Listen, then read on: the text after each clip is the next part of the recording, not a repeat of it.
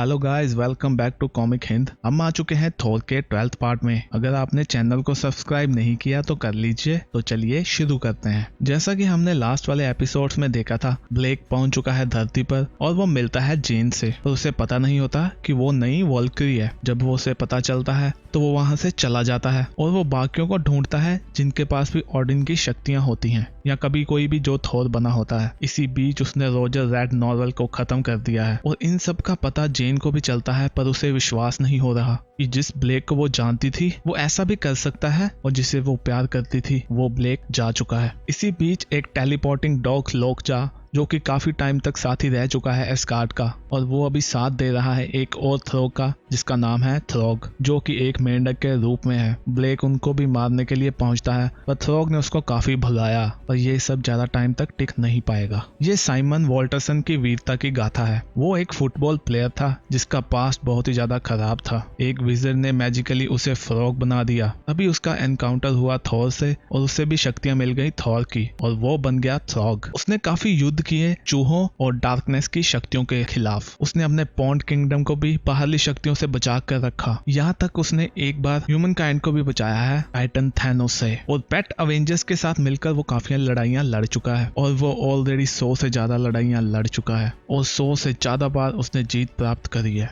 जब वो युद्ध को खत्म करके जाता था तो वहां पर साइलेंट होता था और खून की नदियां बहती थी। उसकी स्टोरी को भी गाया जाएगा बड़े बड़े वॉरियर्स के साथ। अब तक जिसने भी थोर की शक्तियां या उसका रूप लिया है, इतना नोबल और सैवेज कोई नहीं हुआ। उसका नाम था थ्रॉग। उसकी आत्मा को शांति मिले और उसकी गाथा के गीत गाए जाएं हेवन में। और ये टाइम वो है जब थ्रॉग और ब्लेक के बीच में फाइट चल रही होती है। ब्लेक को काफी पीटा जा रहा है। थ्रॉग कहता है, मुझे नहीं पता तुम मेरे पीछे क्यों पड़े हो मुझे मारने के लिए। तुम एक दोस्त के रूप में बहरूपिया हो। ऐसा करने के लिए तुम्हें सजा मिलेगी। तुमने मुझे मारने की कोशिश करी, इसके लिए तुम्हें नतीजा भुगतना पड़ेगा। अपनी हार मान लो वरना बहुत ही ज्यादा बुरा होगा। ब्लेक कहता है, फाइट के लिए रेडी हो जाओ तुम मेढक के बच्चे। थ्रॉग कहता है, चलो ठीक है, फिर तुम्हें पेन होने वाला है। अभी पीछे से लोकजा टेलीपोर्ट होकर आता है और ब्लेक पर हमला कर देता है। ब्लेक कहता है, ये तुम्हारा दाव अच्छा था, पर वो खुद को और थ्रॉग को टेलीपोर्ट कर लेता है और कहता है, अब तुम मुझसे कैसे बच पाओगे। वो उसको कहीं ऊंची पहाड़ी पर ले जाता है और कहता है, अभी हम दोनों ही बचे हैं। पर हम देखते हैं कि लोकजा वहां भी टेलीपोर्ट होकर आ जाता है। ब्लेक कहता है, यहाँ भी आ गया। वो फिर से कहीं और टेलीपोर्ट होता है। यहाँ पर ब्लेक और थ्रॉग टेलीपोर्ट हो ही जा रहे हैं और उनमें फाइट चल रही है। कभी वो फाइट कर रहे हैं बड़े बड़े पिरामिड्स के बीच में, तो कभी वो पहुंच चुके हैं डायनासोर्स के टाइम में। तभी ब्लेक थ्रॉग को पकड़ता है और अपने मुंह में डालता है और खा जाता है। अभी वहां पर लोकजा भी टेलीपोर्ट होकर आ जाता है। ब्लेक कहता है, तो तुम्हें पता है जो कुत्ते पागल हो जाते हैं उनका क्या होता है? उनको डॉक्टर के पास लेकर जाना पड़ता है और वो दोबारा घर जिंदा नहीं जाते। अभी उसको कुछ महसूस होता है मुंह में। ये होता है थ्रॉग, जो उसके दांत तोड़ते हुए बाहर निकल आता है। ब्लेक कहता है, मैं तुम्हें छोड़ूंगा नहीं मेंढक। तभी थ्रॉग अपने हैमर के साथ उस पर हमला कर देता है। तो थ्रॉग कहता है, तो हम कहाँ पर थे? ब्लेक उस पर हमला करने के लिए आता है। थ्रॉग कहता है, लोकजा किल। लोकजा उसकी बाजू पकड़ लेता है। ब्लेक चिल्ला उठता है। तो कहता है, इस विलेन के लिए मेरे पास ज्यादा शब्द नहीं है, अभी मेरा हैमर बोलेगा, और वो उस पे हमला करता है। लोग अपने छोटे से हैमर के साथ इतना जबरदस्त हमला करता है कि वहां पर एक बड़ा सा लाइटनिंग स्ट्राइक होता है। ब्लेक बेहोश होकर नीचे गिर जाता है। लोकजा थ्रॉग से पूछता है, तुम ठीक हो? तो वो कहता है, हाँ मैं ठीक हूँ, तुमने मेरी हेल्प करी इसके लिए बहुत ही ज्यादा धन्यवाद। तो लोकजा कहता है, क्या हम इसको खा जाएं? तो वो कहता है, नहीं, इसको अभी नहीं खा सकते,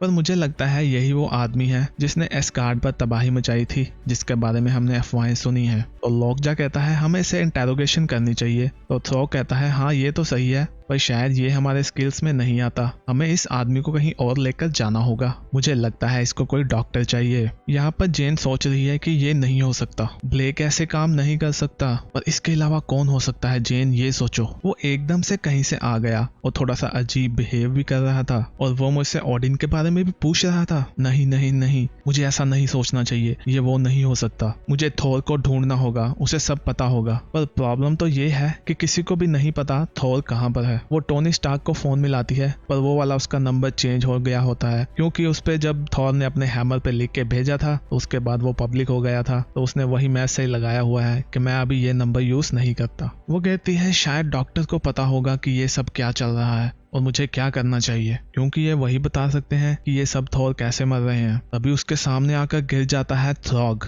वो कहती है थ्रॉग, तो थ्रॉग उसे कहता है लेडी जेन यहाँ से भागो, और उसके पीछे ही फेंक दिया जाता है लोकचा को भी।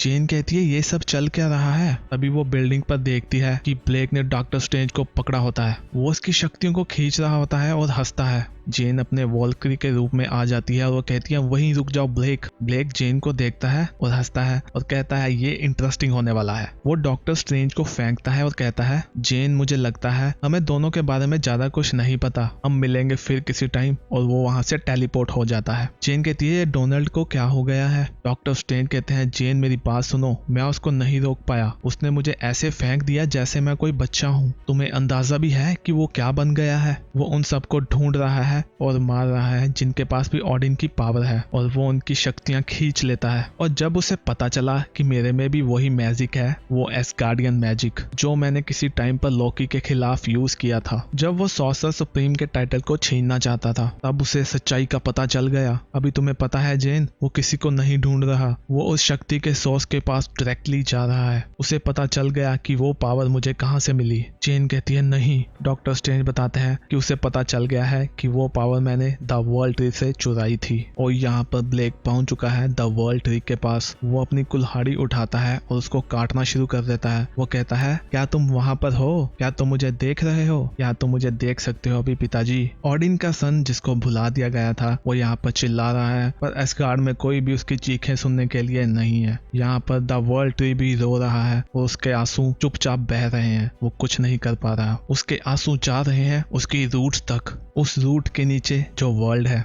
वहां पर है ओडिन का दूसरा बेटा जो अपने पिता से प्रार्थना कर रहा होता है। दोनों बेटों के ऊपर खून की बारिश हो रही है। दोनों को चाहिए एक मैसेंजर। थोर को पता चल जाता है कि ये द वर्ल्ड ट्री का खून बह रहा है। वो कहता है ब्लेक, इसके लिए तुम्हें कीमत चुकानी पड़ेगी, मैं तुम्हें छोड़ूंगा नहीं। क्या तुम मुझे सुन पा रहे हो। यहाँ हम देखते हैं जेन बुलाती है मिस्टर हॉर्स को। डॉक्टर स्ट्रेंज उसे कहता है जेन तुम ये नहीं कर सकती। जेन लोकजा और थ्रो को कहती है कि तुम लोग यहीं रुको और थोर को ढूंढो। और यहाँ पर बातचीत होती है मिस्टर हॉर्स और थ्रो के बीच में, जो पहले ही साथ में युद्ध लड़ चुके हैं। जेन अपने घोड़े पर बैठती है और डॉक्टर स्ट्रेंज कहता है जेन प्लीज मेरी बात सुनो, तुम उसको अकेले फेस नहीं कर सकती हो। जेन कहती है मेरी बात समझो, मैं तुम्हें बता दूं मैं अकेले नहीं होने वाली। और ये सीन है बहुत ही दूर किसी वर्ल्ड का, और यहाँ पर जेन और उसका घोड़ा 10 रेल्म्स में से गुजरते हुए पहुंच चुके हैं किसी और वर्ल्ड में। उसके पास जो शक्तियां हैं द वॉल्क्री की, उसके साथ वो यहाँ पहुंच चुकी है एक मैसेज को डिलीवर करने के लिए। वो अपने घोड़े को कहती है तुम यही रुको, मैं जल्दी ही आ जाऊंगी। वो कहता है ध्यान से जाना। जेन दरवाजे को लात मारती है और कहती है मुझे पता है तुम मुझे पसंद नहीं करते,